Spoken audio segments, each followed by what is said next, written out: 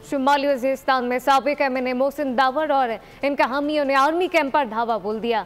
मुजाहिरीन के फायरिंग से 3 पुलिस एहलकारों की जान चली गई। इलाके में सिक्योरिटी इंतहाई सख्त कर दी गई है।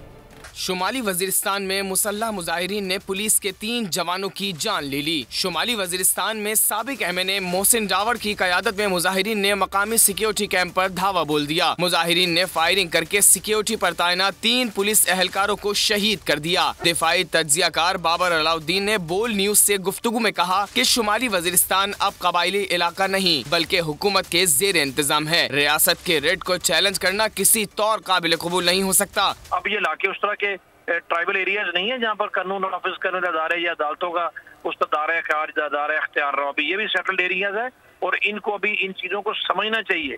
इन बातों से, इस तरह की हरकतों से किसी को कुछ नहीं हासिल होने वाला। मीरान शाह में फायरिंग के बाद सूरत हाल कशीदा है। इलाके में सिक्योरिटी सख्त कर दी गई है। सब्सक्राइब करें और बेल दबाएं ताकि कोई खबर रह न जाए।